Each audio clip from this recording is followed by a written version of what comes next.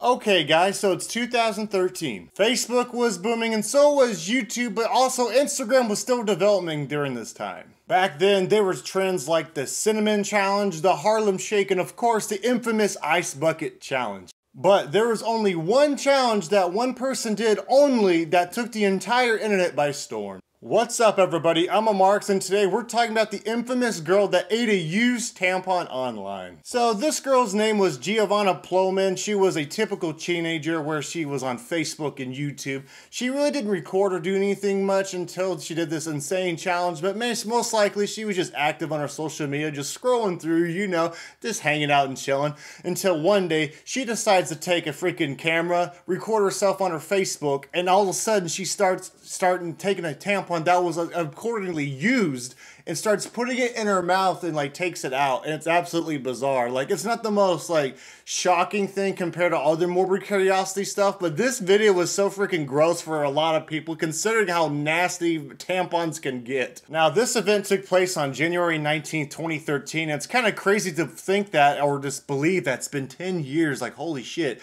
I remember this was like in high school for me, a big deal. Like, rumors were spreading, it was on social media. I do remember it was on the news at one point, I think, but yeah, the whole thing was just insane to begin with. Now, I'm around the same age as her, so I was a kid basically when this challenge came out. About 10 years ago, I was about 15 to 14, around there. So she was about the same age, so basically no one really knows exactly what her motivations were.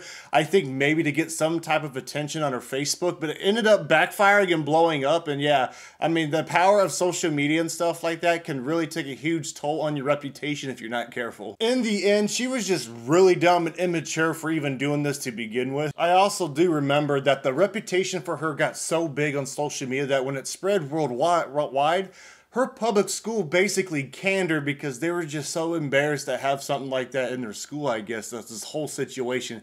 I ain't gonna lie, on a school standpoint, I guess I can understand that, but damn, bro. Like, not too long ago, I was working at a school and shit, I had things backfire on me just for making content like this, but oh well. That's in the past, but oh shit. Like, it's insane that the power, like I said, the power of social media can really backfire if you're not careful. And of course, people made reaction videos on it. They were just talking about it. People would not stop talking about this for a very long time. Eventually, she did come back months later after she deactivated her Facebook because she didn't want to deal with the backlash of her reputation for a while. And on this exact day of this recording, that she uploaded a video, pretty much the original apology video that you may have seen on YouTube before YouTube drama took a massive storm, you know. And yeah, she was basically confessing to all her mistakes. And I'm actually going to roll the clip and show you what she said because it's pretty decently long. But yeah, I'm going to show you a good clip of what she said. I'm Giovanna Plowman, and this is a confession video. I just want to say that I am reading this, not word for word, but I'm reading a lot of it off my computer, so don't forget about anything.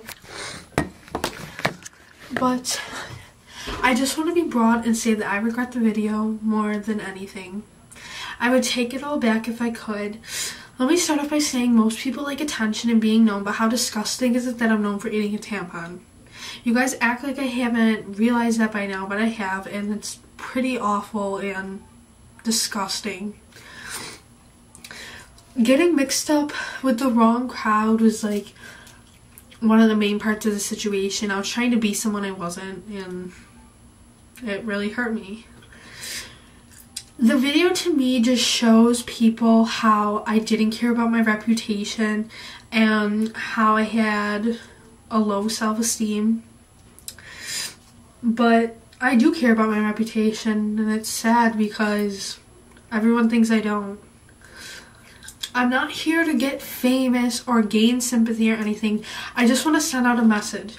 If you're thinking of doing a video or anything along those lines, don't. Like, honestly, I lost so many people. I was kicked out of public school. I was in the hospital. I pretty much was out of it for a long period of time. And best yet, my family was so disgusted and disappointed with me and the whole situation. And at the time, I didn't care because I was so immature and childish, and I just needed something for me to look at to grow up, I guess. But yeah. Now, I don't really know exactly what type of script she had when she made this apology video, but kind of coming from the sound of it, it kind of sounded like her mom must have written it for her or something, because it sounds a little goofy and she's trying to sound more mature than she really is. Like, no one really grows up or matures like in 3 months at that such a young age of like 14 or 15 years old. Yeah, it's like, yeah, it's cool that you did finally, you know, embrace what you did, but I don't know. It's just like, I remember when I was a kid. I mean, everybody's different, I guess. But when I was a kid, I basically just, you know, I didn't mature for a long time at that age. I was still emotionally still kind of having some backfire a little bit. But like I said, everybody's a little different. But yeah, it's kind of ridiculous, this whole situation. Now, a lot of people have seen the horrible trend that she did in the past, but people are probably wondering is, where is she now and what is she up to? Well, I did some research and I actually did come up that she is surprisingly still active on a few social media accounts. Like, for example, she's actually active under the Giovanna Plowman account on Twitter, still tweeting about her everyday normal life, like she's trying to basically move on, it sounds like, which is a good step. She's now about 23 or 24 years old, about a year younger than me, which is crazy to think about when this all went down.